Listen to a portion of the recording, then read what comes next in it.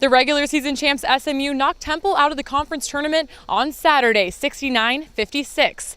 This was the third time this season Temple has beaten the Owls, something head coach Larry Brown's extremely proud of. When you consider the quality of Temple and the coaching staff and the tradition, the fact that they have a senior point guard who's as good as any player in our league, I think it was significant. And then getting off to such a horrible start again, you know, it was amazing when I looked up in the second half, and all of a sudden we got an 8 or 9 point lead. I couldn't believe how it happened. Although the Mustangs rallied and played some great second half basketball, they didn't get off to the start they were hoping for. But a Sterling Brown three was a pivotal moment for the Ponies. I thought Sterling Brown hit a three, I don't know, 9-4, 11 something.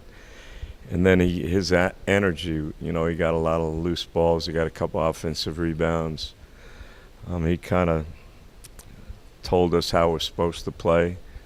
But that three early, I thought, really helped. For Temple, it didn't get any easier once SMU found their rhythm. Temple big man Jalen Bond picked up his fourth foul just a few minutes into the second half, taking some of the pressure off Mustang forward Jalen Kennedy, who finished with a team-high 17 points. The difference was really just me and Jalen know each other so well, just from playing against each other in the neighborhood, growing up against each other at AAU and stuff. So it's like when he's not out there, I can do stuff that I wouldn't be able to usually do with him guarding me.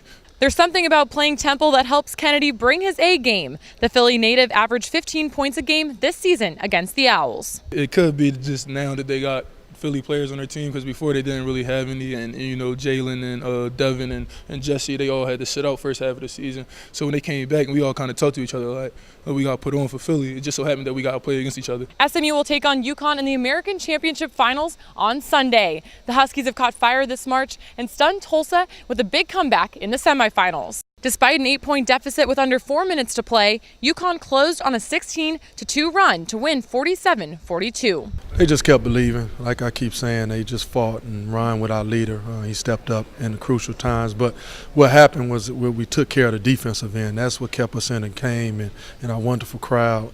They gave us a jolt of energy, and it was just a great gutty win, a UConn win. It's a signature win.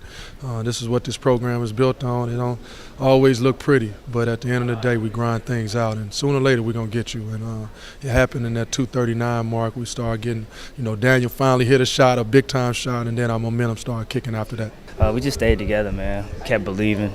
The under 4-minute timeout, we looked each other in the eye, man, and that huddle and said we're not giving up. And whatever we got to do, we're going to do it and get back in this game. Senior Ryan Boatwright is writing his own chapter in the Huskies' long history of legendary guards. His three-pointer to beat Cincinnati in the quarters was followed by a gutty performance, leading the Huskies to an improbable win in the semis. Boatwright played 40 minutes for the second time in less than 24 hours. And when fatigue set in, a partisan crowd of 10,000 gave him that extra lift to finish out the game strong. Unbelievable. Got the best fans in America. We don't win that game without the crowd. Definitely want them to know that. And, you know, they pull us through every time we gasping for air, we tired. The energy and the intensity in the building was what pulls us through. In the post-game press conference, head coach Kevin Ollie said he expects Husky Nation to be out in full force tomorrow here at the Excel Center. You can catch the final at 3:15 p.m. Eastern Time on ESPN. From Hartford, Connecticut, I'm Haley Outen.